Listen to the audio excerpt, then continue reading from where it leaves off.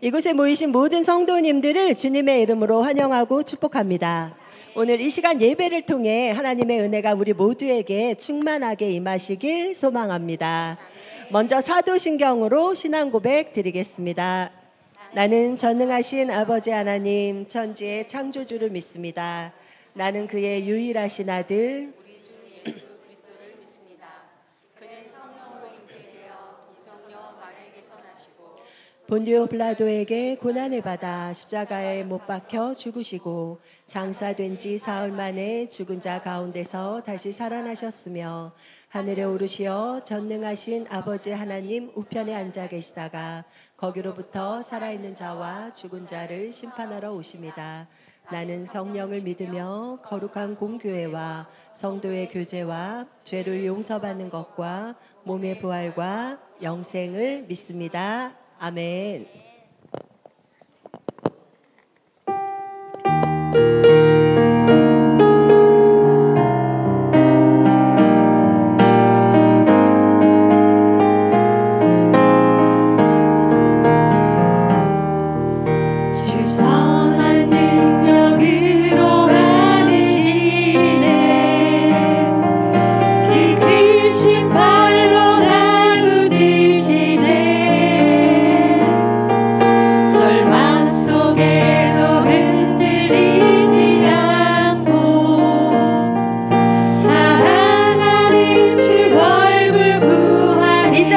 이전의 괴로움 이전의 괴로움 덜어싸고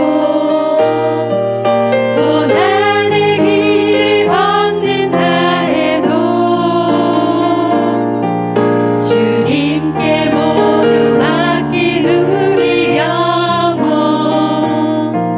끝내 승리의 날을 맞으리 선한 능력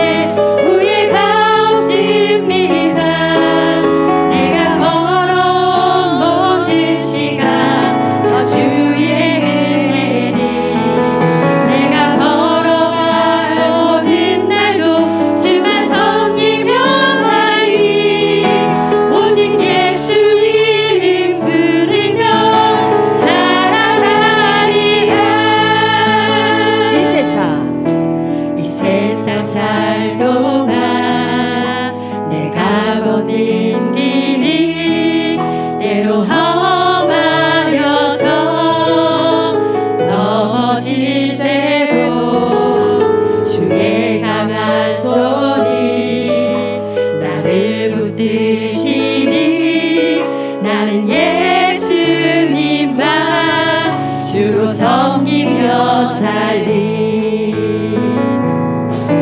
나는 주를 섬기는 것에 후회가 없습니다. 내가 걸어온 모든 시간 다 주의 은혜니. 내가 걸어갈 모든 날도 주만 섬기며 살리. 오직 예수 이름 부르며 살아가리라. 이것이 나의 간증이요, 이것이 나의 찬송이세.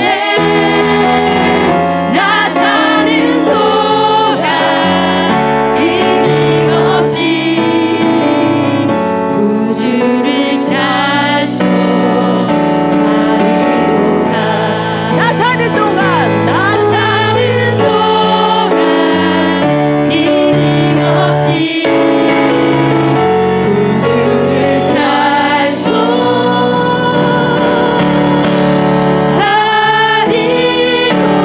찬송하리로다.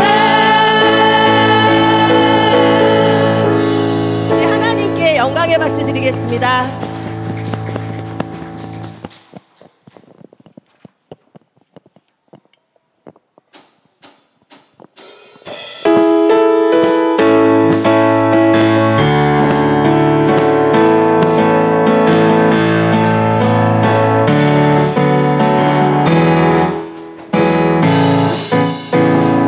예수를 나의 구주 삼고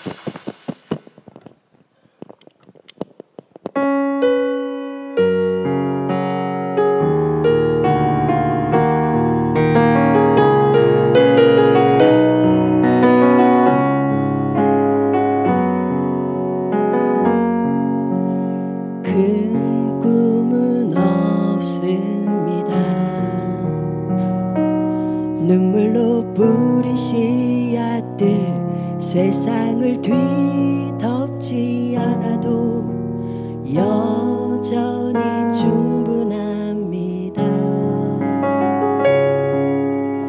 큰 꿈은 없습니다. 맡겨주신 영혼들 그들을 사랑하고 섬기며 그것만으로 난 충분합니다. 그래도 한 꿈은 있습니다. 생명의 말씀을 안고 푸른 들판을 사는 이들 그 안에 꿈을 봅니다. 한 꿈은 있습니다. 한 꿈은 있습니다. 하늘 보자 버리고 낮아져 이 땅에 오신 주님, 주님만이 나의 꿈이십니다. 주님만이 내 사랑입니다. 세상을 내려놓고 엎드리오니 길 건너를 사용하시는 주님만이 나의 꿈이십니다. 그래도 한 꿈은 있습니다. 생명의 말씀을 안고 푸른 들판을 사는 이들 그 안에 꿈을 봅니다. 한 꿈은 있습니다. 한 꿈은 있습니다. 하늘 보자 버리고 낮아져 이 땅에 오신 주님, 주님만이 나의 꿈이십니다. 주님만이 내 사랑입니다. 세상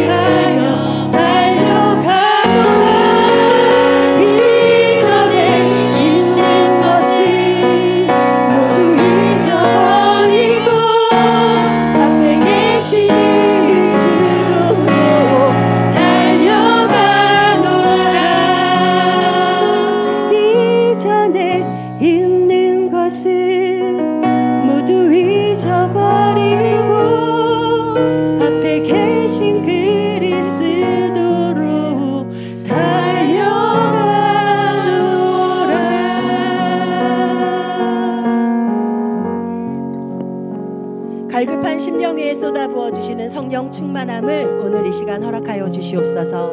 우리의 모든 문제와 환난을 주님 앞에 다 내려놓사오니 주님을 찬양할 때 모든 것을 회복하시고 주님 앞에 예배할 때 성령의 음성을 듣게 되는 은혜의 시간이 되게 하여 주시옵소서.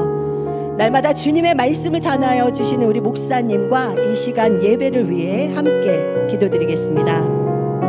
주님, 오늘 우리에게 다른 것 필요하지 않고 하나님의 은혜만이 필요합니다. 마음을 다하여 드리는 예배가 오늘 이 자리에서 일어날 수 있도록 축복하여 주시옵소서. 하나님만을 믿고 주님 앞에 엎드리는 이 시간 모든 결박이 풀리는 역사가 일어나게 하여 주시옵소서. 그렇게 역사하실 주님을 기대하며 살아계신 예수 그리스도의 이름으로 기도드립니다.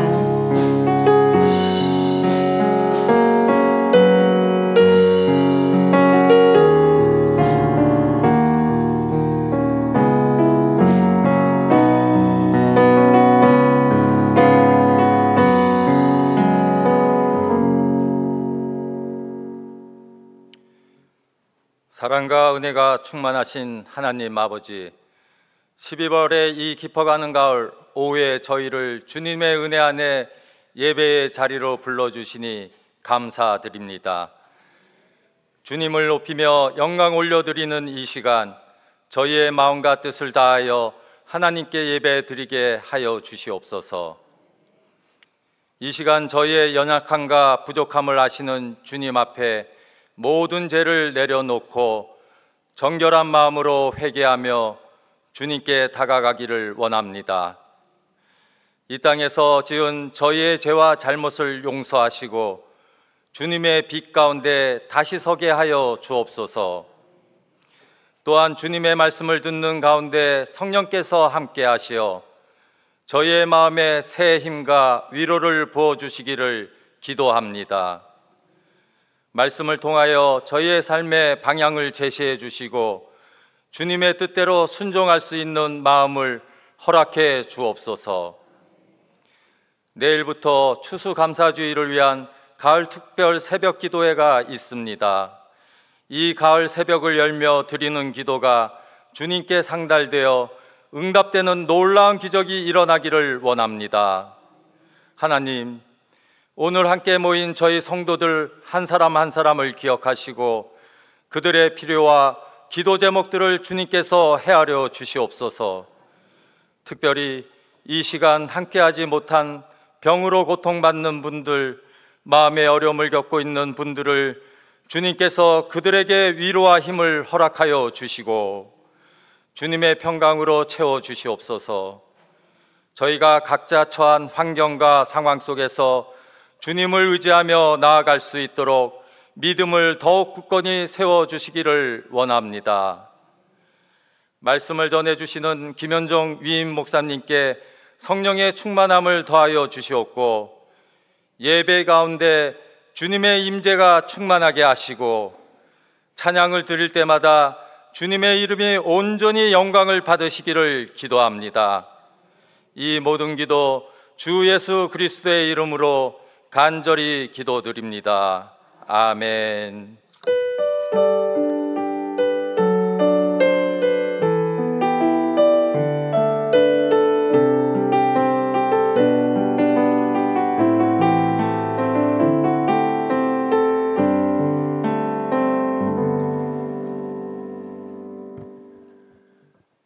할렐루야. 우리 옆에 계신 분들과 함께 인사하겠습니다. 먼저 감사하며 삽시다. 인사하겠습니다. 먼저 감사하고 삽시다. 하나님께서 당신에게 큰 은혜와 축복 주실 줄로 믿습니다. 이렇게 축복하겠습니다. 하나님께서 당신에게 큰 은혜와 축복 주실 줄로 믿습니다. 추수감사 주일이 있는 11월 달 지나고 있지요.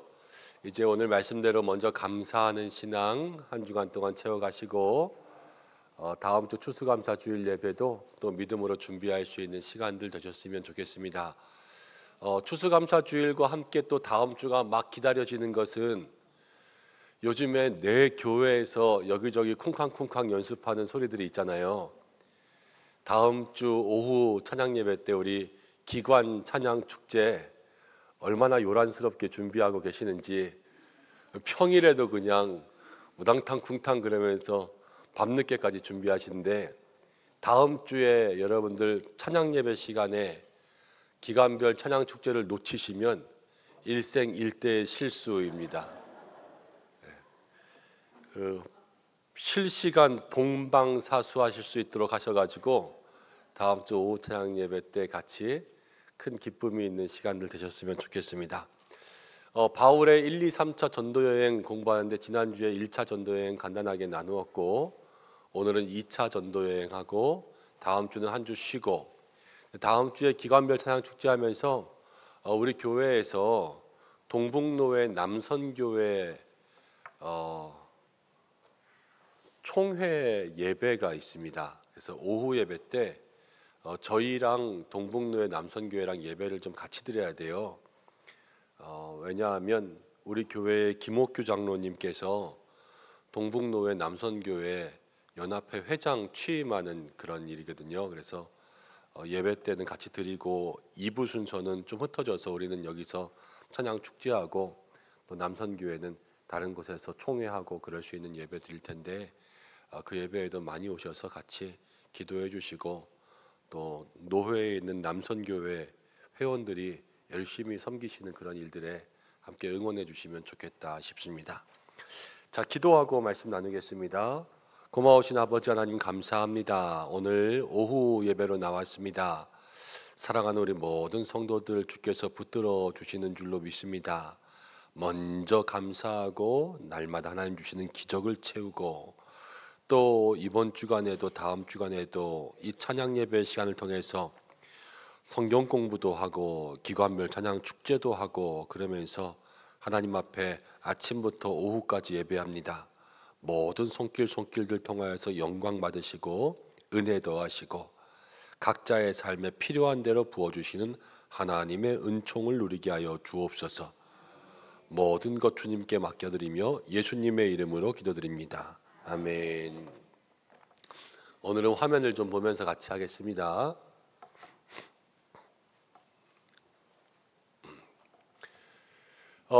바울의 2차 전도 여행입니다. 먼저 2차 전도 여행 하기 전에 이렇게 화면을 보면은 제가 잠깐 보여드릴게요.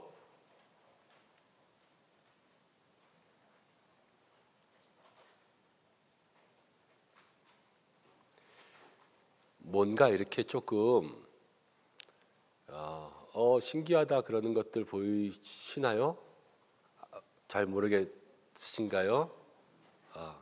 뭐를 보여드리려고 그러냐면 전체적인 그 글씨나 이런 화면에 있는 그림 같은 게 다 비슷한 톤으로 다 하나하나 이렇게 있잖아요. 이게 뭐냐면 누가 그린 그림을 다 가지고 와서 저기다 붙인 게 아니라 요즘에 내용을 만들어서 입력하면 AI가 그림을 다 그려줘요. 그래서 저도 이것저것 한번 해보고 있는 중인데 요즘엔 많은 기술들이 발전되면서 사실은 교회들마다 제가 그거는 아닌 것 같은데 하는 일들까지도 막 할 때가 있어요. 요즘에 세미나들을 보면 2025년에 AI를 활용한 목회 계획 세우기 이런 세미나들도 있고요. 예산도 AI가 짜줘요. 올해 예산을 몇 년치 예산을 그 컴퓨터에 다 입력하면 우리 교회에 이제 이렇게 예산을 짜고 이쪽에 더 많이 쓰고 이렇게 하십시오 라고 AI가 그 우리의 재정 분석을 다 해준대요. 그래서 그렇게 예산을 짜는 그런 교회들도 있다고 하더라고요. 근데 저희는 뭐 그렇게까지는 하고 싶은 마음은 아직 없고, 그리고 AI가 분석할 때 그냥 세상적으로 생각해서 균형 있게 내적으로 조금 쓰고 우리 선교 예산을 줄이고 뭐 건축하는 거 줄이십시오 이렇게 하면 어떻게 하겠어요.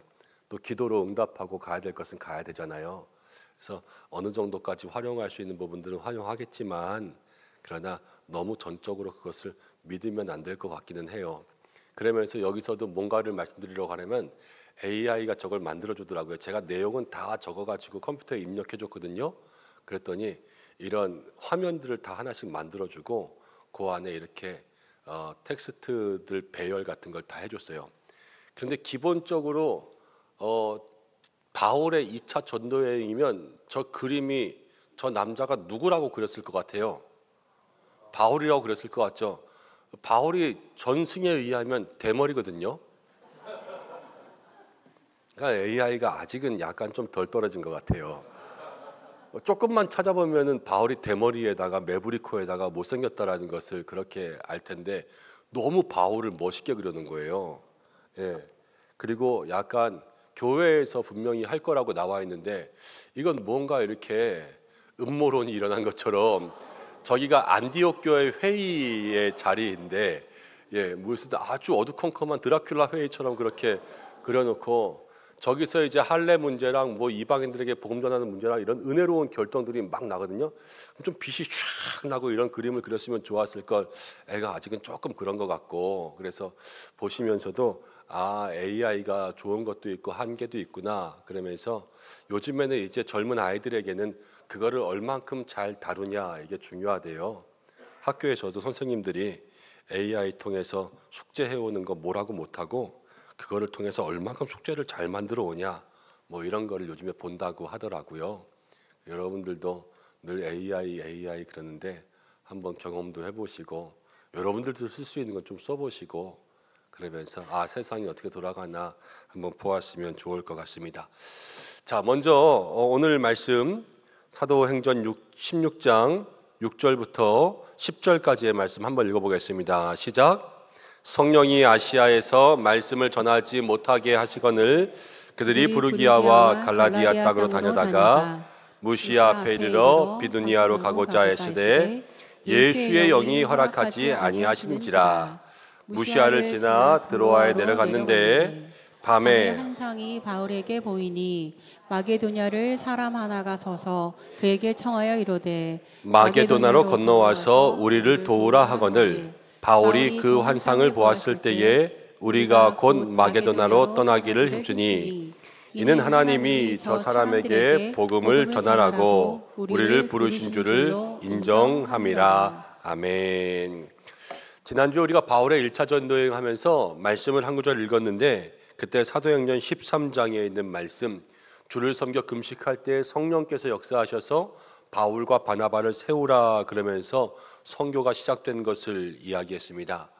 선교는 하나님께서 명령하신 명령이요 성령의 역사이기 때문에 이 선교하는 장소, 전도하는 장소, 복음을 전하는 곳에는 하나님의 역사가 반드시 있다라는 말을 지난주에 제일 처음 시작하면서 나누었던 것을 여러분들 기억하셨으면 좋겠습니다. 근데 오늘에도 2차 전도여행 가운데 먼저 16장과 18장에 있는 말씀 함께 나누고 시작할 텐데 16장에서도요 바울에게 성령이 말씀을 전하지 못하게 했어요. 그리고 예수의 영이 허락하지 아니했어요. 그리고 9절 가운데 보면 밤에 환상을 보았어요. 그리고 10절 가운데 보면 하나님께서 저 사람들에게 복음을 전하라고 그랬구나라는 것을 마음 가운데 확신했어요. 여러분 6절, 7절, 8절, 9절, 10절 5절밖에 안 되는 이 짧은 절에서 성령의 역사, 예수의 영의 역사, 환상이 보이고요 하나님께서 명령하신 것을 확신하는 이 다이나믹하고 놀랍고 강력한 일들이 어디에서 일어나냐? 복음을 전하는 현장에서 일어나고 있는 거예요. 그래서 우리가 이 선교에 대한 부분도 봐야 되지만 우리의 삶에도 복음을 전하는 역사가 일어나야 될 줄로 믿습니다. 그러면요 그때로부터 우리들에게도 놀라운 일들이 시작되는 거예요. 자, 그러면 찬양 볼까요? 사도행전 18장 9절에서 10절 말씀 함께 읽어보겠습니다. 시작. 밤에 주께서 환상 가운데 바울에게 말씀하시되 두려워하지 말며 침묵하지 말고 말하라. 내가 너와 함께 있음에 어떤 사람도 너를 대적하여 해롭게 할 자가 없을 것이니 이는 이 성중에 내 백성이 많음이라 하시더라. 아멘. 여기서도 이야기합니다. 밤에 주께서 환상 가운데 바울에게 말씀하시면서 두려워하지 말라, 침묵하지 말라. 왜냐하면 그 당시에 많은 대적자들이 바울에게 복음 전하는 것을 하지 말라고 그렇게 얘기했거든요. 공격했거든요. 핍박했거든요. 그런데 그때 성령께서 나타나셔서 침묵하지 말고 말하라 그러면서 내가 너와 함께 있다 이렇게 말씀하시는 거예요. 두려운 마음 가운데 바울에게 하나님 안심시키시고 내가 너와 함께 있을게, 조금 더 힘을 내, 그래 잘해봐, 끝까지 복음 전도해야 돼, 응원하시는 것. 여러분, 하나님께서 여러분들을 응원하는 것을 들으면 얼마나 마음 가운데 힘이 나겠어요. 그런데 이 힘나는 놀라운 역사가 어느 현장에서 일어나냐면 복음을 전하고 있는 현장에는 이러한 놀라운 일이 일어난다는 거예요. 여러분들도 복음을 전하면서 그 일들을 경험할 수 있게 되시기를 바랍니다. 한 해가 얼마 남지 않았어요. 올 한 해 가운데 우리 영혼의 열매 한 사람은 또 하나님 앞에 드려야 되지 않겠습니까? 가정 가운데도, 이웃 가운데도, 또 믿지 않는 사람들 마음 가운데 품고 기도가 시작될 수 있는 여러분들이 되시기를 간절히 소망합니다. 자, 이 바울의 2차 전도 여행에서는 전도 여행을 하기 전에 그 안디옥 교회의 상황들을 몇 가지 이야기합니다. 근데 안디옥 교회에서 몇 가지 사건이 있었는데 이제 이방인들에게 전도의 문이 열리고 있었어요. 그런데 몇몇 사람들이 와서 이제 유대로부터 내려와서 할례를 받지 않으면 구원을 받지 못한다라고 하는 할례 문제를 들이대기 시작했습니다. 그래서 이것 때문에 이제 먼저 선교의 본부가 되는 안디옥 교회로부터 많은 사도들과 사람들의 논쟁이 시작됐어요. 아니, 그럼 이방인들은 할례를 못 받았는데 그러면 구원을 못 받냐, 이렇게 이야기하는 거죠. 그렇지만 그걸 본 사람이 있었어요. 바나바와 바울은 1차 전도 여행을 갔을 때 이방인들에게 복음이 전해지는 것을 경험하고 왔잖아요. 그러니까는 된다 안 된다, 된다 안 된다, 이런 이야기가 많이 일어난 거예요. 그래서 몇몇 사람들이 유대로부터 내려와서 할례를 받지 않으면 구원을 얻지 못한다 하므로 바울과 바나바와 그리고 유대인들 사이에서 다툼과 변론이 일어났습니다. 그런데 이 다툼과 변론 가운데 누가 이겼을까요? 바울과 바나바는 이방인들에게 복음이 임한다 그랬고, 몇몇 유대인들은 할례 받지 않으면 구원 못 받는다 그랬어요. 누가 이겼을까요? 바울과 바나바의 의견을 손들어 주었어요. 그래서 이방인들에게도 복음이 전해진다라는 것을 유대의 모든 지도자들과 교회가 인정해 줬어요. 자, 이게 아주 중요한 대목이죠. 바울과 바나바는 복음의 현장에 있었어요. 그래서 그것들을 경험하고요, 경험해서 와서 얘기하니까 이 안디옥 교회와 유대인 공동체는 그것을 받아준 거예요. 받아준 거. 중요하다는 게 뭐냐면요, 우리의 삶을 생각해 보세요. 서울 가본 사람과 서울 안 가본 사람이 싸우면 누가 이겨요? 우리는 서울 안 가본 사람이 이겨요. 그게 세상의 삶이에요. 교회 가운데도 그렇습니다. 은혜를 받은 사람과 은혜를 못 받은 사람이 서로 똑같은 일을 놓고 그렇게 은혜 받은 것들로 얘기하고 은혜 못 받은 것들로 얘기하면 누가 이겨요? 은혜 받은 사람이 양보해요. 그래서 은혜 못 받은 사람의 의견으로 갈 때가 많아요. 그렇지만 이 유대인 공동체 안디옥 교회는요, 참 다행인 게 거기에 가서 직접 보고 온 바울과 바나바의 의견을 따라주고요, 그래 그러면서 그것들을 다 마음 가운데 용납한 거예요. 그러니까 이게 중요한 거죠. 여러분, 우리 교회도 그런 마음들이 중요합니다. 기도하시는 분, 또 마음 가운데 은혜로 마음으로 결정하신 분들, 우리가 그것들을 듣고 잘 수용하고 용납해 줄 수 있는 그런 마음들이 늘 속에 있어야 돼요. 그러면서 이제 이방 신자에게 편지를 보냅니다. 바울과 바나바 그리고 유다와 실라를 안디옥으로 파송하여서 이제 할례 문제의 내용을 담은 그런 편지를 전해서 그들을 위로하면서 몇 가지만 이제 금지하고 나머지는 다 괜찮다 그래요. 우상의 제물, 그리고 피와 목매어 죽인 것, 그리고 음행을 멀리하라. 이것만 빼면은 이제 이방인들에게도 복음이 전해지고 그들에게도 구원이 임하는 것을 우리가 인정한다, 이렇게 이야기합니다. 그리고 이제 전도 여행을 떠날 준비를 하는데 바울과 바나바가 다툽니다. 왜 다투냐? 마가 요한 문제로 다툽니다.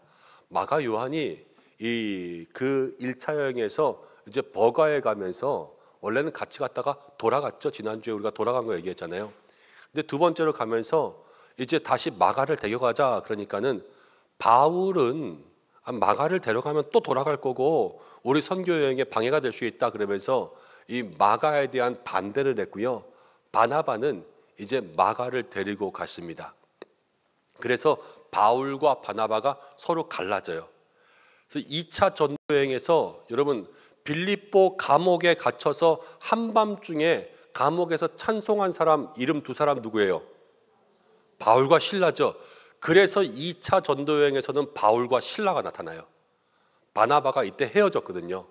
그래서 바울과 실라가 전도 여행을 가고 이제 바나바는 마가와 함께 전도 여행을 따로 갑니다. 따로.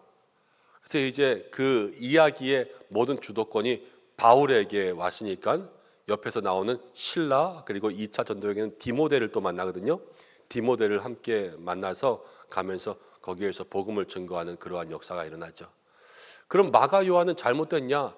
그렇진 않아요. 이 마가가 나중에 바울이 마지막에 마가가 나의 일에 유익하니 저를 좀 데리고 오라 이렇게 이제 디모데서를 보면은 쓴 글이 있거든요. 마가 요한도 선교 여행하면서 처음에는 넘어졌지만 그러나 이 선교에 계속해서 쓰임 받잖아요. 그러니까 누가 변화하는 거냐면 저가 변화하는 거예요. 그러니까 마가 요한이 변화되는 거예요. 여러분 가만히 생각해 보세요. 바울이 선교하잖아요. 그럼 바울이 선교하면서 그 지역이 변화되잖아요. 그렇죠? 그런데 제일 먼저는 자기가 변화돼요. 마가 요한도 선교하러 가서 자기가 이제 바나바와 선교하지만 그 선교 가운데 자기 자신이 변화되었기 때문에 처음엔 도망가던 사람에서 유익한 사람 되잖아요. 우리도 신앙생활하면서 그런 사람 만날 때가 있습니다. 전도 갔다 오고 선교 갔다 오면 변화되는 사람 있잖아요. 하나님께서 그 사람을 그렇게 변화시켜 가시는 거예요. 그래서 선교의 일, 전도의 일, 우리 여름에는 농촌 선교도 가고 또 겨울에는 해외 선교도 가고 그러는데 여러분 힘 닿는 대로 함께 가시면 좋겠다 싶습니다. 힘 닿는 대로. 자, 그러면서 전도 여행을 떠났습니다. 2차 전도 여행과는 어떻게 전도 여행이 시작됐냐? 자, 동역자는 실라와 디모데를 데리고 왔고요. 그다음 여행 경로는 안디옥에서부터 출발해서 길리기아, 다소, 더베, 루스드라, 비시디아, 안디옥, 드로아, 네아폴리, 빌립보. 지도를 한번 보시면 이렇게 나옵니다. 데살로니가, 베레아, 아덴. 이제 아테네라고 하는 것이 아덴인데 고린도, 겐그레아, 에베소, 로도, 가이사라, 예루살렘, 수리아, 안디옥. 처음에 갔다가 이제 거꾸로 돌아오는 그러한 일정이 다시 진행됩니다. 조금 더 크게 보면 저 아시아 지역, 유럽 지역에 1차 전도 여행보다는 조금 더 확장되었는데요. 거리만 해도 이 바울이 왔다 갔다 한 게 3년에 4,500km, 5,000km를 넘게 왔다 갔다 해요. 그러니까는 전도 여행하면서 서울과 부산을 한 10번은 간 그런 거리들을 바울이 움직였죠. 수리아 안디옥에서부터 출발해서 저렇게 육로로 가다가 또 쭉쭉쭉 지나서 저 에베소에는 큰 산맥도 하나 있거든요.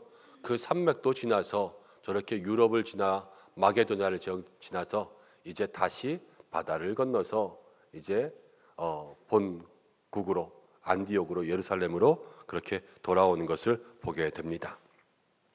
그러면서 한 군데 한 군데에서 어떠한 일이 일어났나 몇 가지들을 살펴보고 말씀에 있는 것들을 살펴보겠습니다. 처음에는 안디옥에서 출발했습니다. 그래가지고 수리아와 길리기아 지역으로 갔습니다. 수리아 길리기아 지역은 맨 처음 안디옥을 수리아 안디옥 그랬죠. 수리아 안디옥. 그리고 터키의 중간에 있는 지역을 비시디아 안디옥 그랬어요. 그러니까 수리아라고 하는 것은 출발하는 지역을 이야기하는 거고 그 조금 위에가 이제 길리기아 지역이에요. 여기에서는 처음에 교회를 견고하게 했다 그랬습니다. 이제 1차 전도 여행 때 그 터키 지역을 전도했잖아요. 거기에 세운 교회들을 쭉 돌면서 교회를 견고하게 했어요. 그리고 더베와 루스드에 갔습니다. 거기서는 이제 디모데를 만납니다. 디모데. 그래서 디모데에게 할례를 베풀고 디모데와 동행하기 시작합니다.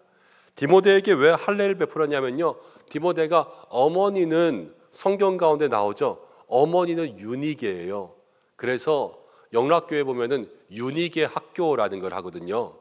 그게 뭐냐면 아이들을 키우는 건강한 어머니들을 위한 학교, 아이들 성품을 가르치는 그러한 사역을 얘기해요. 그런데 그 어머니 유니게는요, 유대인이었는데 아버지가 헬라인이었어요, 디모데는. 그래서 아니, 저 헬라인의 아들 아니에요. 그러니까 이 복음의 사역에 있어서 복음은 처음에 유대인들의 것이었단 말이에요, 자기네들의 입장에서 볼 때는. 그런데 이제 헬라인이 선교사가 되는 게 맞냐, 이렇게 생각하니까는 바울이 그들에게 보여주기도 하고 인정받게 하기 위해서 디모데에게 할례를 줬죠.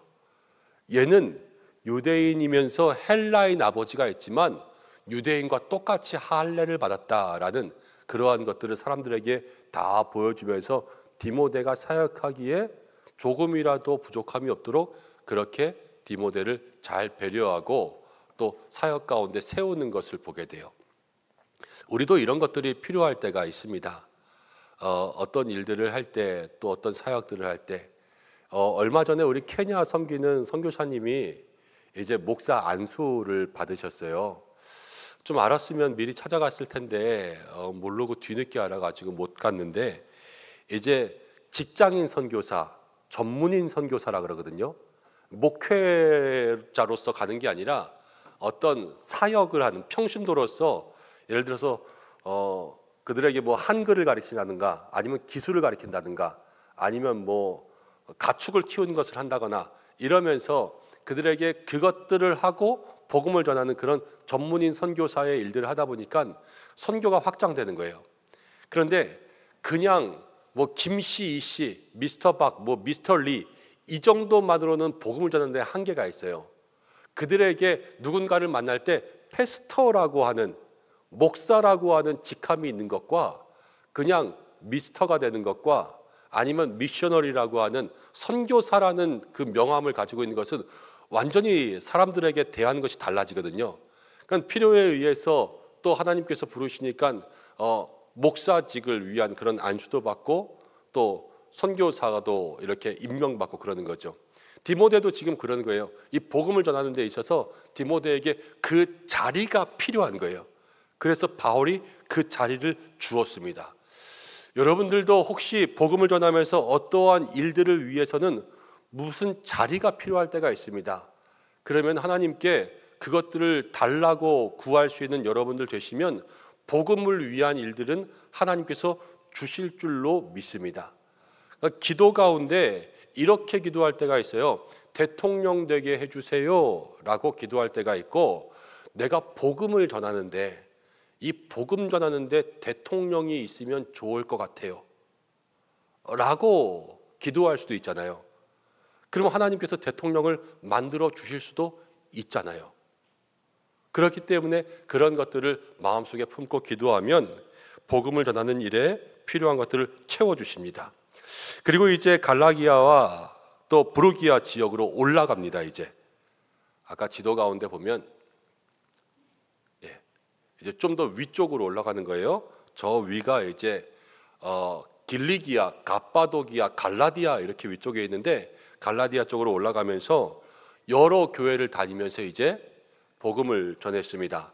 그러면서 성령의 인도하심을 받아서 아시아 지역으로 가려고 했는데, 아시아라는 것은 아까 이 지역 가운데 있으면은 막 하나씩 떠오르겠더니 불편하네요. 저 지도 가운데 보면 아시아라고 있잖아요, 그렇죠? 근데 이 아시아 지역이 아니라 유럽 밑에 있는 마게도냐라고 있죠. 그 마게도니아 지역으로 가도록 하나님께서 바울을 인도하셨어요. 그래서 그 지역에서부터 어디를 가냐면요, 빌립보서부터 시작합니다. 자, 조금 더 지나면 드로아에서는 환상을 봤어요. 이제 마게도냐 사람들이, 마게도냐라는 것은 유럽에 있는 그런 지역이에요. 유럽에 있는 사람들이 와서 우리를 도와달라. 그래서 그 말씀 가운데 순종해서 첫 번째 간 성이 어디냐면 빌립보입니다. 이런 빌립보에서는 루디아를 만나고요, 그 집에 세례를 베풀고 그 집에서 머물었습니다.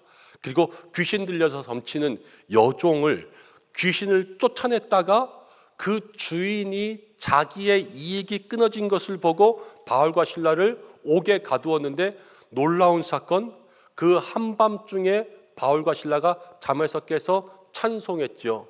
그때 기적이 일어나고 옥문이 열리고 묶인 모든 것이 다 풀어졌는데 그래도 도망가지 않았어요. 그래서 어떤 일을 하냐, 간수가 큰일 났구나, 이제 난 죽었구나 그럴 때 그 간수에게 걱정하지 마, 우리 여기 있어 그러면서 간수에게 믿음의 본을 보이고 그에게 복음을 전해서 우리가 아주 유명한 말씀 있죠. 사도행전 16장 31절, 주 예수를 믿으라 그리하면 너와 내 집이 구원을 받으리라. 그 말씀이 나오는 곳이 바로 빌립보의 사건에서 나옵니다. 자, 루디아라는 여인을 만날 때요, 여러분, 원래 바울은 유대인들의 회당에서 말씀을 전했습니다. 그런데 그 회당이 없어서 어디에 갔냐면요, 13절, 문 밖 강가에 나가서 앉아 있었어요. 왜 강가에 있냐? 유대인들은 회당이 없으면은 안식일에 물이 흐르는 곳에 와서 거기서 이야기하고 예배드리고 말씀을 듣는 그러한 풍습이 있었거든요. 그래서 거기 유대인들이 있겠다 그러면서 자기도 거기에 갔는데, 거기서 두아디아 실에 있는 자색 옷감 장사로서 하나님을 섬기는 루디아를 만났어요. 그래서 그 여인의 마음을 열어서 바울을 따를 수 있도록 인도해 주셨습니다. 여기서 놀라운 사실들이 생기죠. 바울은 복음이 없는 곳에 가서 복음을 전하려고 했어요. 이게 바울의 첫 번째 원칙이었거든요. 남이 복음을 전하지 않은 곳에 내가 가겠다. 그런데 그 빌립보에 딱 갔어요. 마게도냐의 첫 성. 근데 거기에 뭐가 없냐면 회당도 없어요. 어떡하지? 그래서 회당이 없어서 물이 흐르는 빨래터에 가서 그렇게 앉아 있는데, 거기서 옷감 장수였던 루디아를 만나고, 근데 루디아는 누구를 믿고 있었어요? 하나님을 섬기는 믿음의 여인이라는 거예요. 때로는 우리에게 무엇인가 없어도 하나님께서 그 없는 것을 통하여서 우리의 길을 열어주시는 줄로 믿습니다. 하나님께서 떨어지게 하는 것도 좋을 때가 있어요. 떨어지게 하는 것도 좋을 때. 여기에 안 된다, 그럼 그걸 막으면서 여기에 오게 하고, 여기에 안 된다, 그럼 그걸 막으면서 여기에 오게 하는 거예요. 저도 방주교회에 있다가 원래 제가요, 우리 은성교회 오기 전에 소망교회 부목사 가려고 열심히 노력하고 있었어요. 소망교회 부목사 가서 면접 봤는데 그 목사님이 이렇게 면접 보고 다음부터 우리 교회 오세요 그랬으면은 못 만날 수 있잖아요, 우리. 그런데 오지 말라 그러더라고요. 그래서 떨어졌지요. 하나님 어떻게 할까요? 어디 갈까요? 그랬는데요, 아니 그 문밖 강가보다 더 좋은 곳이 있을 줄 누가 알았겠어요, 그렇죠? 하나님께서 예비된 사람들을 보내주시고 또 그렇게 하면서 같이 만나고 이야기하고 신앙생활하게 하시니까 더 좋은 것이 되었죠. 저는 그거는 생각해요.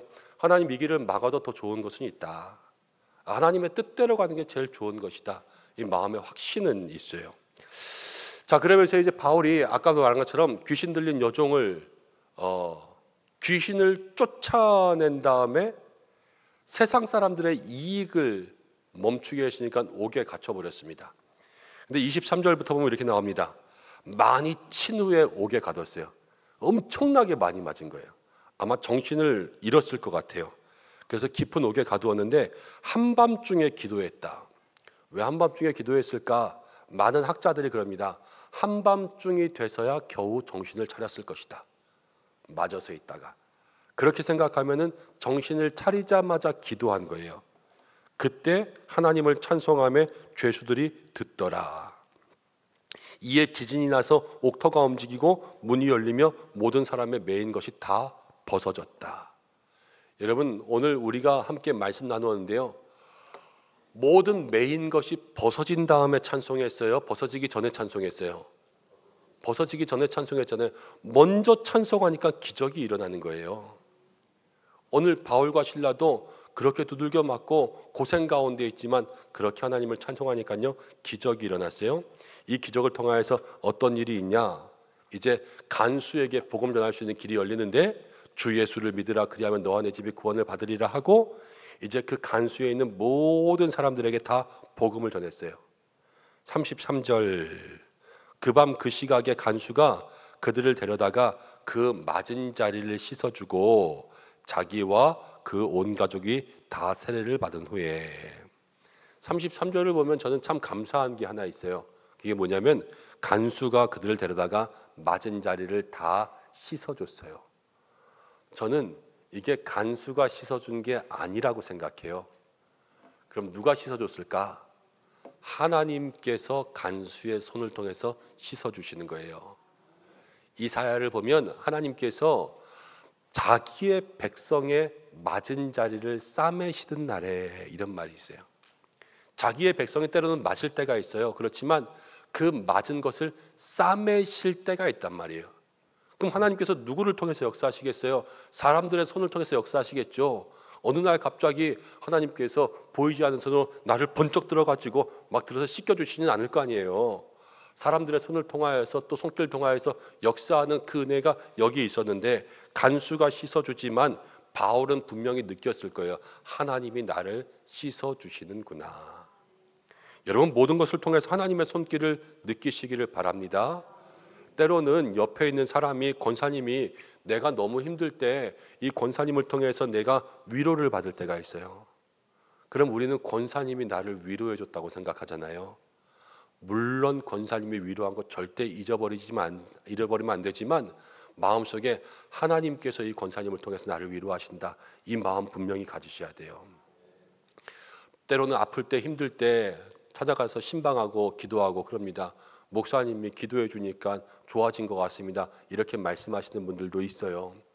그렇지만 제가 기도해서 좋아지는 거 아니에요. 하나님께서 역사하시면 모든 것에 좋아지게 하실 줄로 믿습니다.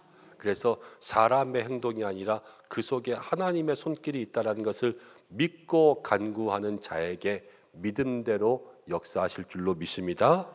그래서 간수를 구원하는 그러한 역사가 일어났고, 자 37절 말씀 가운데 보면 이제 바울이 그 간수의 그 모든 장에게 나가서 우리를 괴롭힌 것에 대해서 이야기하는데, 나는 로마 시민권자, 그 당시에 막강한 힘을 가진 로마의 백성인데 왜 나를 이렇게 했냐 그러면서 이제 정식 항의를 하니까요, 이 로마의 이제 감옥의 모든 간수장이 부하들을 데리고 이 사람을 이제 밖으로 내보내면서 이 마을을 떠나가라, 우리 마을에서 떠나가라, 괜히 우리에게 되려 해가 끼칠까 두려워서 그렇게 보내는 장면으로 빌립보에서의 모든 사역들이 끝납니다. 하지만 빌립보에서 하나님께서 말씀하신 것은 성령께서 말씀하시는 곳에 가면 거기에 정말로 하나님의 역사가 있다라는 것을 보여주고, 하나님이 예비하신 사람을 만날 수 있도록 없어도 그것 가운데 하나님의 은혜를 만날 수 있고, 또 정말로 한밤중 감옥 가운데 그렇게 하나님을 먼저 찬양하니까 거기에서부터 하나님의 귀한 역사가 시작된다라는 것을 생각할 수 있게 되죠. 여기가 빌립보 유적지예요. 옛날에 큰 성읍이 있었던 곳에 이제는 다 무너지고 저기에 지진이 많이 생겨서 이전에 뭐 벌써 2000년 됐으니까 남아있는 것은 거의 없고 이제 그 터들만 남아있습니다. 터들만. 근데 정말로 가면 넓어요. 그 원형으로 된 극장부터 해서 바울이 쭉 다녔던 길과 그 길들과 붙어있는 성읍들이 있고, 거기에 이제 초대교회는 아니지만 기독교가 국교화되면서 빌립보에다가 교회를 2개 세우거든요. 그 교회의 터가 남아있고 그렇습니다. 저기 위에 있는 것, 그리고 제가 볼 때 오른쪽인데 여기도 오른쪽 맞죠? 예, 오른쪽에 있는 그 2개의 그림은요, 이제 빌립보 지역에 교회를 세웠던 곳입니다. 기독교가 공인되면서 로마가 거기에 큰 교회를 세워요. 그래서 저게 교회의 기둥들이에요. 첫 번째가 바실리카 A, 두 번째가 바실리카 B 이렇게 나오는데, 바실리카 A와 바실리카 B가 다 교회가 세워지면서 저기서 예배를 드렸던 곳이에요. 첫 번째 교회는 그 모양들이 아주 아름답게 지어져 있고, 저 기둥들이 세워져 있는 저 밑에가 이제 대리석을 2개 이렇게 딱 붙여가지고 꼭 하트 모양처럼 기둥에 그러한 받침을 만들어 놓은 아름다운 장식이 있고요. 저 오른쪽에 보이는 바실리카 B는 짓다가 무너졌대요. 그러니까는 이 돔 형식의 지붕을 만드는데 그 당시 어떻게 보면 실험적인 공법을 했던 거죠. 그래서 기둥을 안 받치고 저 기둥 사이에 이렇게 돔을 얹다가 무너졌다 그러더라고요. 그리고 왼쪽 아래에 있는 것이 뭐냐면은 바울이 갇혔던 빌립보 지하 감옥이라고 전해지는 곳입니다. 지금은 저렇게 다 철문으로 막아놔서 안으로 쏙 들어갈 수 없지만 거기가 이제 지하 감옥터 이렇게 내려다볼 수 있는데요. 이렇게 내려다보면 진짜 한 요만큼 있어요. 요만큼. 예. 누우면 여기서부터 여기까지 발 닿을 것 같긴 해요. 제 키로는. 그런데 거기에 지하 감옥이 그렇게 있습니다. 그리고 저렇게 그날 저희가 갔을 때는 비가 와가지고 비옷 입고 돌아다녔는데 저기가 이렇게 쭉 길이 있잖아요. 저 길이 이제 바울이 선교하면서 걸어갔던 그 길, 모든 도시들을 연결하는 그러한 길입니다. 그 옆에 보면 길에 이제 어떤 그 길을 알려주는 비석이라 그래야 될까요? 길석이라는 말은 안 쓰죠. 비석이라 그래야 될 것 같아요. 에그나티아 호도스 이렇게 나오는데요. 이제 에그나티아 길이라고 하는 그런 길이에요. 그래서 저 길을 따라서 쭉 지금은 다 뭐 밑에가 파이고 어쩌고저쩌고 그렇지만 그 당시에는 수레가 지나가고 말들이 다니고 사람들이 다니는 그러한 잘 포장된 도로가 저기 있어서 바울이 그 길을 따라서 쭉 복음을 전했을 것이다. 그렇게 이야기합니다. 여기는 어디냐면요. 루디아 기념교회예요. 루디아 기념교회. 이제 바울이 만났던 그 루디아를 기념하는 교회인데 이 교회 안을 보면은 저렇게 교회 안에 예쁜 그림들이 온 사방에 그려져 있습니다. 천장에도 있고요, 벽에도 있고요, 모든 그림들이 그려져 있는데 저 그림들의 역할은 뭐냐면 그 당시는 책이 없잖아요. 우리처럼 성경 몇 장 찾읍시다 이런 게 없으니까 이제 목사님들이 아니면 바울이든 누군가든 아니면 처음에 교회에 이제 세워진 사람들이 성경에 대한 이야기를 해주는 거예요. 오늘은 이제 성경에 이런 말씀이 있습니다라고 이야기를 해주면 그 다음 주에 그것을 그림으로 그려놓는데요, 교회에다가. 그래서 사람들이 그것을 오랫동안 기억하고 그 그림을 보면서 떠올릴 수 있도록 그렇게 하는 겁니다. 왼쪽이 이제 교회 지붕이 이렇게 있고 오른쪽은 그림이 하나 있는데 뭐를 그려놓은 것 같으세요, 여러분?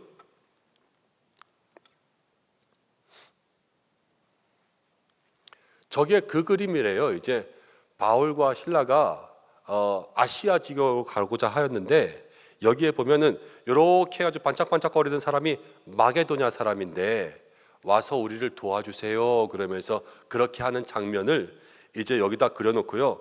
그 앞에 보면은 이제 반짝반짝거리는 그 마게도냐 사람, 이게 마게도냐 옷을 입고 있는 거잖아요.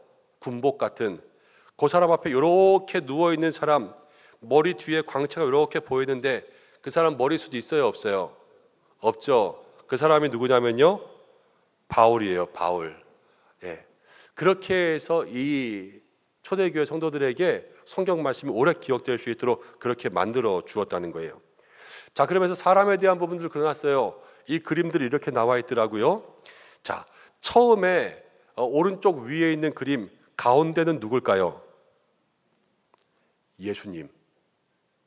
그리고 오른쪽의 여자는 마리아. 그리고 왼쪽에는 바울은 저기 밑에 있겠죠. 딱 보면은 바울 안 보이세요?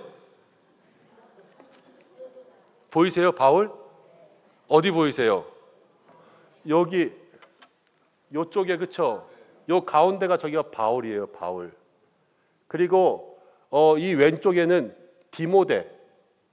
예. 그리고 여기가 실라. 그리고 저 위에는 예수님의 사랑하는 제자, 어머니를 모신 사람 누구죠? 요한이에요. 예. 그리고 이 가운데 여자는 누굴까요? 마리아. 아까 저기 나왔잖아요. 똑같이 안 생겼죠? 예. 여기는 나머지 두 사람은 잘 모르겠어요. 이게 헬라어인데 헬라어가 좀 이상하게 쓰여진 것 같아가지고, 그런데 저 위에 보면은 이 가운데 여자 오른쪽 위쪽에 있는 글자를 보면 저게 루디아예요. 루디아. 그래서 이 여자는 루디아. 그리고 이 그림은요, 이제 똑같죠? 여기 나오는 저 가운데 머리 요만큼 난 사람이 지금 강가에서 머리 요만큼 나가지고 이 집에 머리에 물 뿌리고 있잖아요. 그러니까는 바울이 루디아네 집의 모든 가족에게 세례를 주는 장면, 이게 저렇게 그림으로 그려져 있어요. 그래서 초대교회 사람들은요, 저것을 볼 때마다 말씀을 잘 기억하려고 애썼던 거죠. 바울이 거기를 지나서 어디를 갔냐? 이제 빌립보를 지나서요, 가지고 계신 교재로는 6페이지에 6번인데요 데살로니가와 베레가로 갑니다. 예.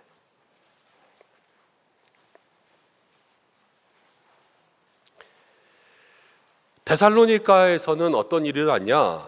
이제 바울이 거기서는 안식일에서 회당에서 성경을 강론합니다. 그런데 바울을 싫어하는 유대인들이 바울을 찾으려고 했는데 바울과 실라는 찾지 못하고 대신 야손과 다른 믿는 자들을 끌어내서 그들을 때려서 회방하였습니다. 바울이 그 다음에는 베레아로 갔습니다. 베레아에서는 데살로니가에서 유대인들의 시계로 밤중에 도피하여서 베레아로 갔는데, 베레아 사람들은 아주 너그럽고 또 마음이 좋은 사람이라 간절한 마음으로 성경을 받아들였습니다. 바울은 싫어하는 유대인들 때문에 아덴으로 피하게 되고 이제 실라와 디모데가 더 머물면서 복음을 전했다는 내용이 나오는데요. 오른쪽 이 AI는 여전히 이상해요. 자,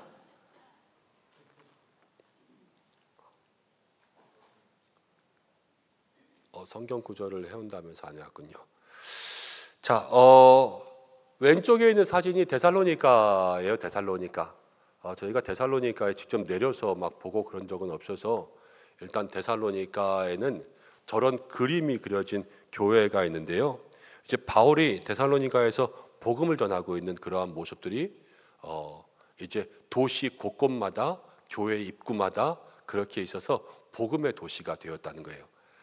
여러분, 그런데 그 밑에 가운데를 보면요, 이제 해안가에 딱 동상이 하나 서 있는데 저 동상이 누구의 동상인지 아실까요? 데살로니가와 마게도냐 그러면 그 마게도냐에서 마게도냐를 통일한 아주 유명한 알렉산더, 알렉산더의 도시가 또 데살로니가예요.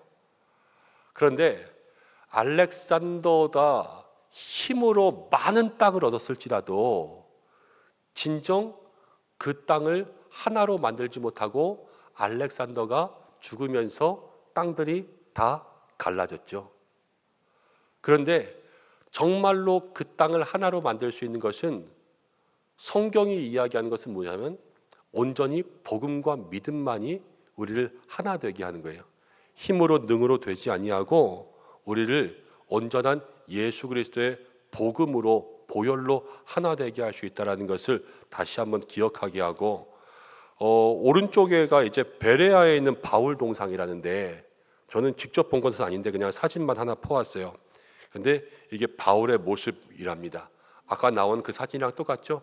그러면서 베레아에서 복음을 전했는데 베레아 사람들은 마음밭이 좋았어요. 마음밭. 그래서 성경 말씀을 쭉 전할 때마다 그 마음으로 잘 받아들여서 데살로니가에서 더 많이 복음을 전했지만 열매는 베레아에 있었습니다. 여러분, 우리도 복음을 들을 때 중요한 것은 마음밭이지요.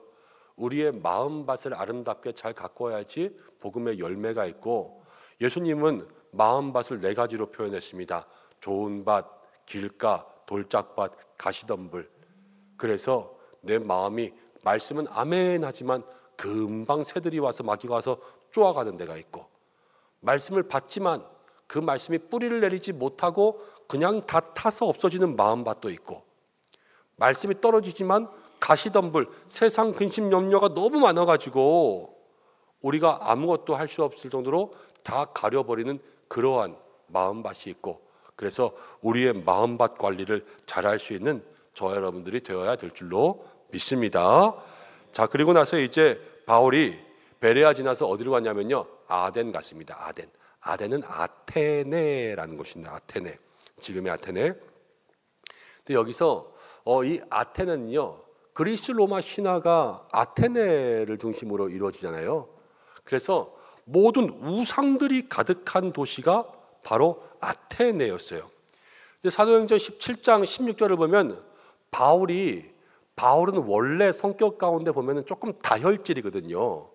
그런데 이 아테네에서는요, 정말로 성경이 바울이 격분해서 막 화가 나가지고 아테네 사람들에게 소리치고 호통치고 고함치고 이런 것들을 보게 되는데, 왜냐?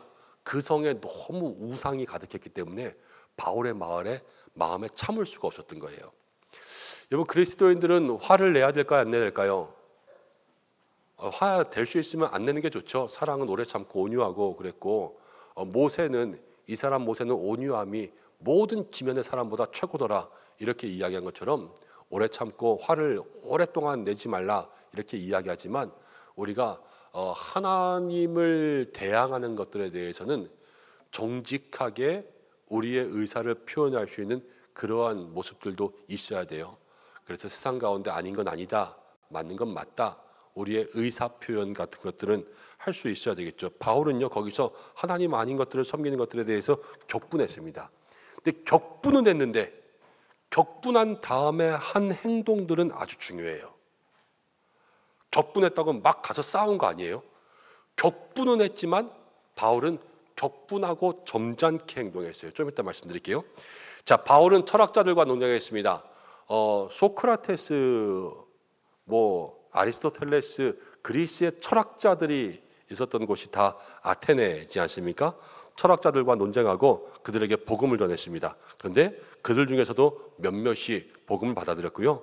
그리고 아레오바고라는 곳에서 설교했습니다. 바울의 전도법이 있습니다. 칭찬과 전도할 기회를 찾기 위해서 부지런히 관찰했어요. 자, 이건 무슨 말인가 보겠습니다. 데살로니가에 있는 유대인들이 바울이 하나님의 말씀을 베레아에서도 전하는 줄 알고 거기서도 무리를 움직여 소동하거늘, 그래서 바울을 14절에 내보냈습니다. 내보내서 간 곳이 아덴이었는데 15절에 아덴까지 이르러 그랬잖아요. 16절에 보면 바울이 아덴에서 그를 기다리다가 그 성에 우상이 가득한 곳을 보고 마음에 격분했어요. 그래서 17절에 회당에서는 유대인들과 경건한 사람들과 또 장터에서는 날마다 만나는 사람들과 변론하니, 격분이라는 것은 화가 많이 난 거예요. 그런데 변론했다고 해서 이 사람들과 싸운 것은 아니었어요. 18절에 에피쿠로스와 스토아 철학자들이 바울과 이야기할 때 이 사람이 무슨 말 전하나 보자 그랬는데 18절의 마지막에 바울은 예수와 부활을 전했다. 그래서 그를 붙들어 아레오바고라는 곳에 갑니다. 아레오바고라는 것은 그 당시에 재판을 할 수 있는 재판이 열리던 곳이었어요. 그러니까 이 산 같은 언덕 같은 곳인데 그 앞에서 사람들 모여가지고 이제 이게 맞냐 틀리냐 이야기 듣고 거기서 판단하는 거예요. 소크라테스가 사형 판결을 받았던 것이 아레오바고라고 해요. 근데 그 밑에 이제 아레오바고보다 조금 더 가면 소크라테스가 사형을 당했다고 하는 장소가 있었는데, 이제 얼마 멀지 않은 곳 걸어가면은 여기서 오남역 정도 갈래나? 그 정도에 아마 있었습니다. 그런데 거기서 바울은 어떤 얘기를 하냐? 이 아덴에 있는 사람들을 잘 봤어요. 그런데 22절에 먼저 이렇게 얘기해요. 아레오바고에 서서 말하되 아덴 사람들아, 너희가 범사에 종교심이 많도다. 이거 우상 섬기는 사람들한테 종교심이 많다 그러면서 얘기하는 거예요. 그러면서 23절에 내가 두루다니며 너희가 위하는 것을 보다가 알지 못하는 신에게라고 새긴 단도 보았어요. 이 아덴에 있는 사람들은 신들에게 제사를 드리는데 모르는 신에게도 제사를 드리는 거예요. 바울이 포착한 거예요. 너희가 몰랐던 신, 그분에 대해서 내가 알려줄게. 누굴 알려드렸을까요? 하나님 예수님을 알려드린 거예요. 하나님 천지를 창조하셨어. 너희는 몰랐지만 창조했어. 너희는 몰랐지만 구원했어. 너희는 몰랐지만 하나님이 진짜야. 그러면서 그들에게 복음을 전합니다.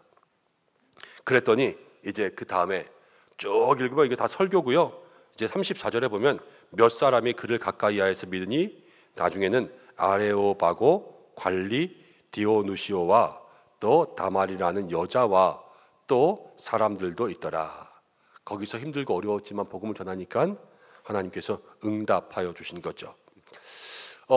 사진들을 좀 자료 찾다가 이왕이면 저희가 갔다 온 사진들을 좀 보여드리고 싶었는데 다 사람들이 있는 사진이라 사람이 좀 없는 사진이 있어야지, 사람만 있으면 지네만 또 갔다 와가지고 이럴까봐.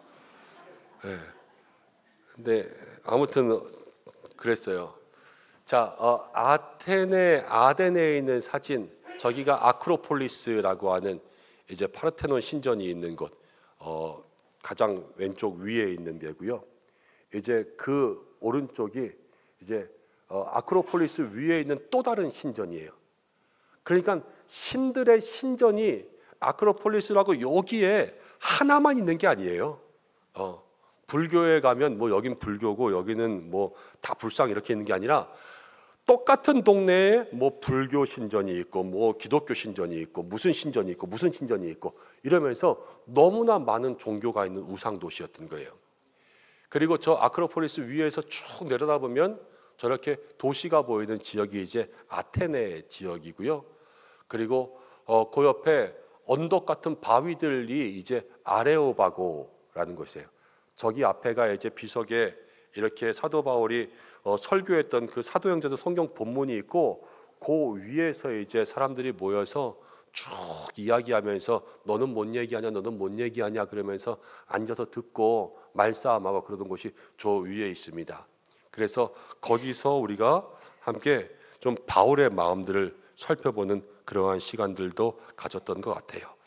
자, 그러면서 이제 바울은 고린도로 갑니다. 고린도. 이 고린도에서는요 아굴라와 브리스길라를 만나서 1년 반 동안 있었습니다. 그리고 안식일마다 회당에 있었는데 회당장 그리스도와 많은 사람들이 복음을 받아들였습니다. 그리고 총독 갈리오가 부임했어요. 그런데 총독이 바뀌니까 유대인들은 기회를 얻었다고 바울을 고발해가지고 바울을 넘어뜨리려고 했는데 이 총독이 그래도 너희 일은 너희가 알아서 해라 그러면서 나는 조금 복잡한 일에 얽히기 싫다 그러면서 바울에게 또 한 번 기회를 주는 사람이 되었어요. 근데 고린도의 특징은 뭐냐면요 항구 도시, 음란한 도시였다라는 겁니다. 자, 말씀 구절에 보면 이렇게 나와요. 그 후에 바울이 아덴을 떠나서 고린도에 갔다. 데살로니가 갔다가 또 베레아 갔다가 아덴에서 고린도에 갔죠. 그런데 2절에 아굴라를 만나고요. 3절에 생업이 같아서 함께 일을 합니다. 4절에는 안식일마다 바울이 회당에서 강론하고 유대인과 헬라인을 권면했다 그랬습니다. 오후 예배 준비하다가 아까 3부 예배 끝나고 잠깐 책상에 앉아서 회개 기도했어요. 왜 회개 기도했냐면 제가 아침에 일어났는데 아침에 아내한테 그랬거든요. 오늘 1부 예배 좀 누가 해줬으면 좋겠다. 그 김장하는데 몇 번 이거 했다고 제가 다리가 아프고 허리가 아파가지고 너무 피곤한 거예요. 근데 오늘 교회 왔더니 이제 몇몇 분들도 너무 힘들다 너무 피곤하다 이러시더라고요. 그래서 아침에 일어나면서 1부 예배 좀 누가 해줬으면 좋겠다 그러면서 왔는데 바울이요 생업으로 매일 일하면서 천막 만들고 매일 천막 노가다를 한 거예요. 그런데 그리고 안식일마다 열심히 복음 전하고 강론하면서 유대인 헬라인들을 다 권면했어요. 마음에 찔리지 않겠어요. 그래서 아까 회개기도 했다니까요. 자, 그러면서 5절, 6절, 7절 가운데 보면 이제 회당 옆에 있는 사람을 만났습니다. 7절에 디도 유스도라는 사람의 집에 들어갔는데 그 집은 회당 옆이라. 8절에 또 회당장 그리스보가 온 집과 더불어 주를 믿음에 수많은 고린도 사람들도 믿고 듣고 세례를 받았습니다. 그랬습니다. 아까 빌립보에서 회당이 없어서 문밖 강가에 갔는데 거기 자주장사 루디아 만났죠. 하나님께서 복음 전하는 일마다 가면 사람을 만나게 해주시는 거예요. 여기서도 회당 옆에 유수도 1년 반 동안 머물러야 되니까 1년 반 동안 누가 제일 필요하겠어요? 동역자가 필요해요. 동역자. 여러분 오늘 교회에 이제 2부 예배 끝나고 한 분 등록하시고 3부 예배 끝나고 두 분이 등록하셨나 그래요. 근데 그분들 다 하는 이야기가 한 분은 우리 교회에 등록하기까지 석 달을 먼저 교회에 나오셨대요. 다른 교회도 가보고 이렇게 해보고 저렇게 해보고 그러다가 이제 은성교회 다녀야 되겠다 그래서 마음에 결정하고 이제 오늘 등록하셨는데 하는 이야기가 그래요. 석 달 동안 너무 외로워서 혼났다고. 나는 그 석 달이라는 기간 동안 누군가 동역자가 있고 함께 이야기할 사람이 있어야 되잖아요. 바울도요, 그냥 여기서 잠깐 복음 전하고 내일 짐 싸서 떠나려면 혼자 다니는 게 편할 수 있어요. 근데 여기 1년 6개월을 있어야 되면 1년 6개월 동안 매일 혼자 일어나서 혼자 밥 먹고 혼자 말씀 전하고 혼자 집에 오고 이러면 되겠어요, 안 되겠어요? 안 되죠. 그러니까 하나님께서 누굴 붙여주시느냐? 사람을 붙여주시는 거예요. 가만히 성경을 묵상하면서 있잖아요. 그러면 왜 이렇게 하실까? 바울이 외로웠겠구나. 필요한 건 사람이구나. 이 사람과 함께 같이 일하면서 일하고 돈 벌고 대신 복음 전하고 이때 그때마다 마음을 나눌 수 있는 신실한 사람이 있으니까 힘이 됐겠구나. 야, 하나님은 진짜 정확하게 필요한 것을 주시네 라는 것을 마음속에 깨닫게 됐죠. 그러면서 9절 10절 가운데 보면은 이제 내가 너와 함께 있다. 이거는 뭘 주시는 거냐면요, 확신 주시는 거예요. 확신. 여기 오래 있어도 될까? 내가 선교를 더 많이 가야 되는데 여기 머무르는 게 맞을까? 떠나야 되나? 이제 이런 생각을 할 때 하나님께서 바울의 마음에 확신을 주셔서 못을 딱 박으니까요, 11절에 1년 6개월 동안 머물며 그들에게 말씀을 가르치니라. 3년 다니는 중에 1년 반을 고린도에 있었으니까 고린도에 제일 많은 시간을 할애한 거예요. 그렇게 하나님께서 역사하셨죠. 자, 거기서 또 이제 유대인들은 계속 바울을 싫어했습니다. 12절에 갈리오라는 사람이 총독이 되었을 때 유대인들이 일제히 일어나서 바울을 대적했습니다. 그런데 이 사람이 이제 하나님을 경외하라고 사람들을 미혹하게 한다 그렇게 이야기했는데 갈리오는 됐다, 너네들이 알아서 해라 그러면서 15절에 이렇게 이야기하죠. 마지막에 나는 이러한 일에 재판장 되기를 원하지 아니하노라 하고 그들을 다 법정에서 쫓아냈습니다. 모든 사람들이 이제 바울을 죄인으로 법정 고발하지는 못했지만 아직 미워하는 마음들이 여전했겠죠. 1년 6개월 지난 다음에요, 이제 바울이 18절에 여러 날 머물다가 형제들과 작별하고 배 타고 수리아로 떠나갈새 브리스길라와 아굴라도 함께 하더라. 함께 이제 따라가는 거예요. 일찍이 서원이 있었으므로 겐그레아라고 하는 이제 여기 항구 도시가 있는데 거기서 머리를 깎았다 이렇게 나옵니다. 고린도 잠깐 한번 보려고 해요. 고린도. 여기가 고린도 유적지인데요. 일단 요거 동영상인데 여러분들 보시기에 이렇게 막 돌무더기 있는데 말고 이쪽에 길이 있잖아요. 길. 이 길을 쭉 따라서 양쪽에 이제 그 당시 고린도에 상점들, 여기가 이해하기 쉽게 말하자면 당시 고린도의 명동이에요. 명동 길, 소공동 길 있고 여기 롯데백화점 있고 뭐 저기에 뭐 있고 시청 있고 막 이렇게 한 길. 그래서 이쪽 저쪽으로 아주 많은 상점들이 있었고 이쪽을 보면 이제 조금 이따 나올 건데 거기에는 아니 목사님 이제 이쪽을 보면 여기에는 또 새로운 모습들이 있는데 24시간 물이 나오는 저런 물 수로와 분수 같은 게 있었대요. 여기 그래서 엄청 어쨌든 도시의 중요한 건 물이잖아요, 물. 그러면서 이쪽으로 물 웅덩이, 수로, 저기 구멍들에서 이제 물이 나오고 여기에 보면은 중간 중간마다 뭐 물 웅덩이, 분수 뭐 이런 것뿐만이 아니라 우리가 가서 진짜 놀란 건 뭐냐면요, 그 당시에 돌로 만들어져 있는 수세식 화장실들이 있어요. 예. 그냥 돌 변기에 이렇게 앉아 있으면요, 우리처럼 칙 눌러서 가는 게 아니라 계속 물이 흘러가면서 그것들을 처리해 주는 거예요. 그리고 더 좀 그런 건 뭔지 아세요? 그 당시에 이렇게 볼일 보면은 그것만 닦아주는 사람이 있었대요. 예. 이 약간 하인들이 그거 이렇게 해가지고 좀 닦아주고 되게 부끄러웠을 것 같아. 자기 일은 자기가 좀 하지. 예. 그런 것도 있고 뭐 이렇게 뒤처리라는 그런 일들도 잘 돼 있고 저기 어디 교회에 들어가니까요, 교회 안에도 그런 화장실이 있는 곳이 있었어요. 그거는 이제 나중에 나오니까 나중에 한번 얘기해 드릴게요. 그래서 저쪽도 이제 다 상점 있는 그런 고린도 유적지예요. 이건 뭐냐? 네. 저기는 고린도 박물관인데요. 제가 저렇게 찍은 저 사람은 시저래요, 시저. 그래서 제가 그냥 옆에서 얼굴 비교한다고 한번 찍었고, 저 오른쪽에 있는 조그만 요만한 편말은 저기가 베마라고 하는데요. 베마라는 건 뭐냐면 고린도에 이제 여기에 보면은 아까 누가 나왔죠? 그 갈리오가 총독되었을 때 사람들이 고발하잖아요. 바울을 고발하고, 그럼 고발된 사람을 이렇게 재판장 같은 이렇게 단상이 있는데요. 이렇게 단상, 요 단상 앞에 그 증인들을 세우는 곳을 베마라고 그래요. 그래서 거기에 사람이 서서 이제 자기에 대한 변호를 하는 거죠. 그러면 저기에 베마라는 표시가 서 있었다는 것은 그 앞에 누가 서 있었을 것이라는 거냐면 바울이 자기 얘기를 하기 위해서 저 앞에 서 있었을 거라는 거예요. 그래서 제가 가자마자 이 고린도에서 같이 설명 듣고 자유 시간이 좀 있을 때 제일 먼저 베마를 찾아봤어요. 저기 어디 있냐? 베마가 도대체 어디 있는 거냐? 그랬는데 거기에 딱 있더라고요. 그래서 저기서 찍으면 바울이 여기쯤 섰겠다. 그래서 찍어온 장소가 저기이고, 그 다음 그 밑에는 이제 고린도에 박물관이 있어요. 근데 박물관에 여러분들 잘 안 보이시겠지만 저게 모양이 조금 다른데요.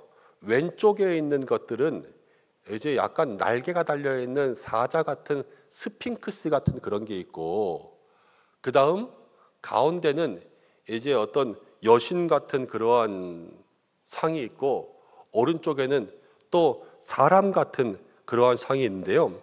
이게 뭐를 보여주려고 하는 거냐면 꼭 이게 그걸 말하는 건 아니지만 고린도 박물관에는 여러 신들이 있어요. 그러니까 스핑크스 모양도 있고, 그리고 아데미 여신상도 있고, 또 포세이돈 같은 것도 있어요. 근데 고린도라는 지역이 항구 지역인데, 항구 지역에서 그런 게 다 발견됐다는 것은 그 한 지역이 그 신을 다 섬긴 게 아니라 그 신을 섬기는 사람들이 거기에 와서 다 정착한 거예요. 그러니까는 스핑크스 그러면 그건 어디서 발견되는 거예요? 이집트, 그러니까 애굽인들도 거기 와서 사는 거고, 아데미 그러면은 그건 에베소 신이거든요. 에베소 사람들도 와서 사는 거고, 포세이돈 헬라 그리스 아니에요. 그리스 사람들도 와서 살고, 그래서 모든 사람들이 다 거기에 모여서 응축되고 혼합되고 있으니까 종교도 혼합되고, 이 항구 도시에 정말로 복음을 전하기 어려운 것인데, 어려운 곳일수록 바울은 하나님께서 보내셨다 그러면 더 오랫동안 그곳 가운데 있으면서 복음을 전하려고 했던 것을 우리가 보게 됩니다. 그래서 이 바울의 그런 믿음의 모습을 보면서 우리도 주님 보내신 곳에 오래 있어야 되겠다. 또 그곳 가운데 하나님의 뜻을 발견하고 확인할 때까지 믿음의 길을 다 할 수 있는 저희들이 되어야 될 것입니다. 자, 그다음 마지막에 이제 겐거리아 통해서 에베소를 통해서 돌아와요. 가이사랴, 예루살렘, 안디옥으로 돌아오면서 바울의 3년간에 걸친 2차 전도 여행, 4,500km에서 5,600km 사이를 갔던 그러한 길들이 마무리됩니다. 그리고 다시 돌아오면요, 꼭 선교 보고를 해요. 가서 뭘 했다, 이것들을 얘기해 주는 거예요. 그리고 어떠한 일이 있었다라는 것을 이야기해서 이제 선교를 보낸 교회가 선교에 대한 결과를 알고 함께 기도하고 다시 보낼 준비를 하게 하는 거예요. 여러분, 선교의 아주 중요한 구호 중에 하나가 선교는 교회가 한다라는 말이 있어요. 선교는 교회가 한다.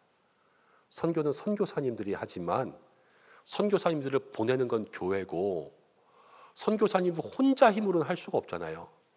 늘 교회가 같이 있어야 되고, 선교사님들이 하는 일이 뭐냐면 결국 거기에 교회를 세우는 거예요.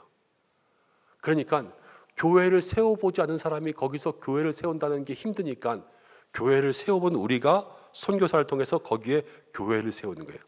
그러려면 모든 선교는 선교사와 함께 모든 사실들을 나누고 공유하면서 기도할 수 있어야 돼요. 그게 선교의 역사라는 거죠. 오늘 우리가 2차 선교여행 잠시 보았는데 선교하는 곳에 기적이 있고 선교하는 곳에 능력이 있고 바울이 일단 여기서는 빌립보, 데살로니가, 베레아, 아덴, 고린도 이렇게 가는 아주 중요한 선교지들이 있잖아요. 이 선교지 가운데 힘들고 어려운 때로는 감옥에서도 하나님 은혜 주시고 그렇지만 필요한 사람들을 만나게 하시고 또 바울이 기도할 때 확신도 주시고 그래서 오래 있으면서 모든 환난들을 이기게 하셨던 하나님의 역사가 있는 선교들을 마음 가운데 기억하면서 우리도 복음을 전하는 일, 선교하는 일들에 마음을 더 많이 쓸 수 있는 저와 여러분들 되시기를 간절히 소망합니다. 기도하려고 합니다. 우리 이 시간 잠깐 기도할 때에 바울이 2차 전도여행 갔는데 빌립보, 데살로니가, 베레아, 또 아덴, 고린도 여러분들의 마음 가운데 혹시 마음에 남는 장소들은 어디인가요? 또 그곳에서 바울이 무엇을 한 것이 마음속에 기억에 남습니까?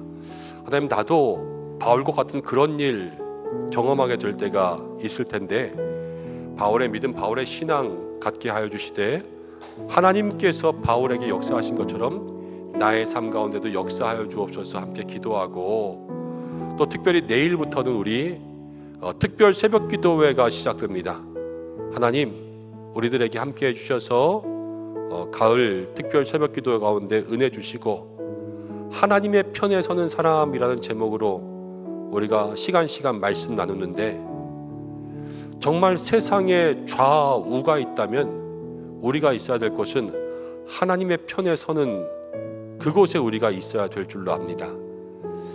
하나님, 바울처럼 또 이 새벽 기도의 시간을 통하여서 더욱더 하나님께로 가까이 나아갈 수 있는 믿음의 삶이 되게 해달라고 우리 이 시간 말씀 생각하면서 잠시 기도하고 내일 새벽 기도를 위해서 잠시 기도하고 한 주간의 삶 먼저 감사함으로 오병이어처럼 또 나사로의 사건처럼 오늘 바울과 실라도 감옥에서 풀어지기 전에 먼저 감사한 것처럼 우리도 그런 신앙의 삶을 살게 인도해달라고 기도하고 금, 토, 일 다들 너무 수고하셨습니다. 김장부터 또 주일 예배 섬기는 것까지 하나님께서 오후에 평안한 쉼 주시고 한 주간 회복 달라고 우리 모든 삶을 위해서 잠시 기도하고 제가 기도하고 마치겠습니다. 하나님 아버지 고맙습니다. 감사합니다.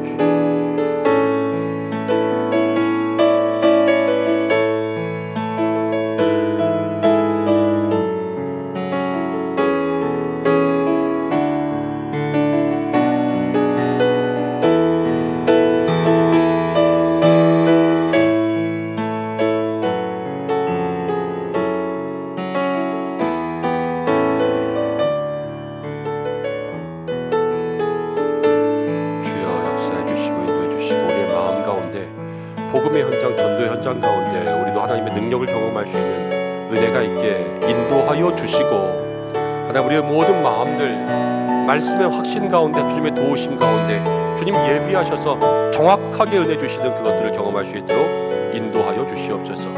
내일부터 새벽기도 시작합니다. 주께서 함께 하셔서 우리 모든 성도들에게 한 주간 하나님의 편에 설 수 있는 믿음의 결단이 있게 도와주시고 특별히 임직자들 주께서 기억하여 주셔서 기도로 준비될 수 있는 시간들 되게 하여 주시옵소서. 아버지 하나님 기도합니다.